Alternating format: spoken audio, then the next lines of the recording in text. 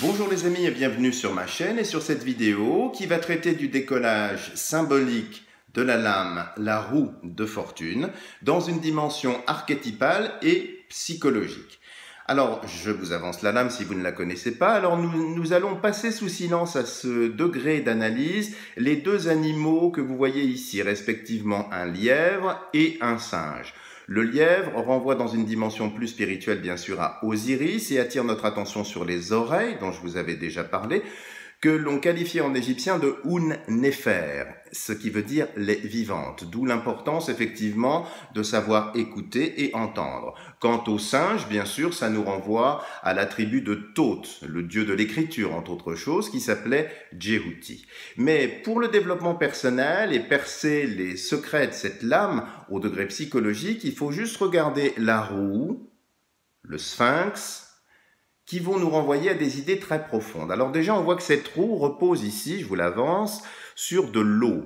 L'eau, comme nous l'avons déjà dit, c'est relatif aux émotions. Alors la première question qui vous est posée par la roue de fortune, c'est qu'en est-il du changement pour vous? Avez-vous peur du changement? Revendiquez-vous le changement? Est-ce que le changement vous fait peur? Est-ce que vous souhaitez tourner cette roue dans un autre sens? Ou bien au contraire, provoquez-vous le changement? Il peut y avoir un excès de changement pour se fuir soi-même, ou bien au contraire, être beaucoup plus peureux par rapport au changement et vouloir absolument s'en protéger. Donc êtes-vous à l'aise par rapport au changement? Alors bien sûr, la roue nous renverra aux deux roues, d'un point de vue un petit peu plus spirituel, c'est-à-dire le karma, la loi de cause à effet, dans le dharma, harmonie universelle. Voilà les premières questions. Quelque chose de beaucoup plus subtil par rapport au sphinx, ici, qui semble, comme vous le voyez, arrêter la roue. C'est donc un personnage ici important. Alors le sphinx, bien sûr, nous renverra à l'idée d'Œdipe, qui a été développée, comme vous le savez, par Freud. Seulement l'ami Sigmund, pour étayer sa théorie, n'a retenu du mythe d'Œdipe qu'une toute petite partie, une partie congrue, le forfait d'Œdipe, qui, vous le savez, a tué son père et épousé sa mère.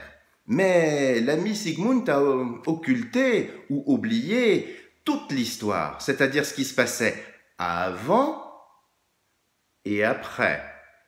Et le sphinx, ici, nous renvoie au mythe dans sa totalité. Vous allez voir qu'il y a des choses très surprenantes. Alors bien sûr, vous connaissez l'histoire d'Œdipe, qui était le fils de Laios et de Jocaste.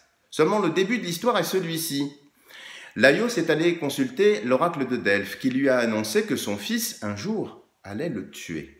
Alors pour éviter cela, il a demandé à ses serviteurs d'abandonner son fils et de lui percer les pieds, de lui trouer les pieds.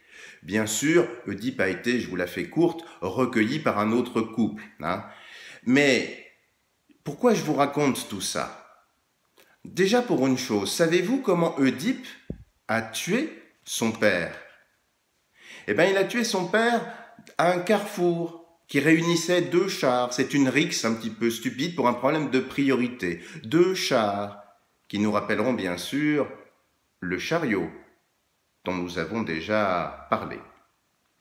Et puis, sa mère, qu'il a épousée, qui est devenue sa femme, savez-vous comment Jocaste est morte?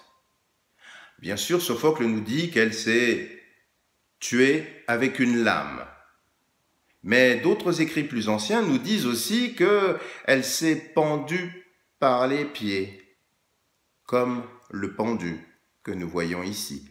Donc vous voyez bien, quand je reviens ici sur la roue de fortune et sur ce sphinx, l'importance du mythe d'Œdipe, qui veut dire pied enflé ou pied percé. Alors pourquoi je vous raconte tout ça? Parce que Œdipe a été un enfant abandonné. S'il avait connu ses véritables origines, il est fort probable qu'il n'aurait pas tué son père et qu'il n'aurait pas épousé sa mère.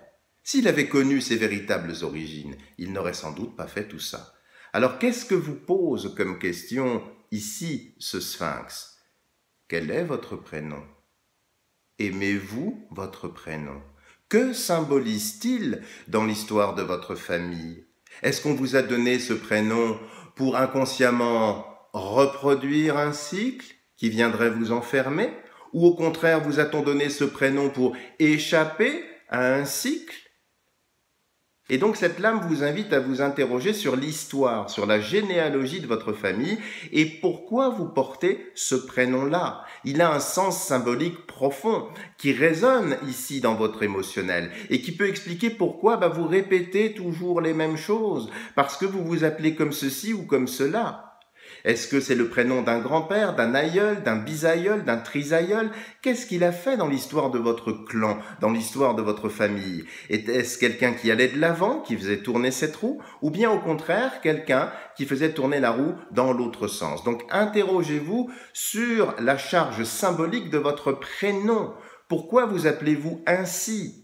Essayez de chercher les profondeurs, d'analyser l'histoire même du saint tutélaire auquel peut-être se rattache votre prénom, parce qu'il y a là une source d'information intarissable.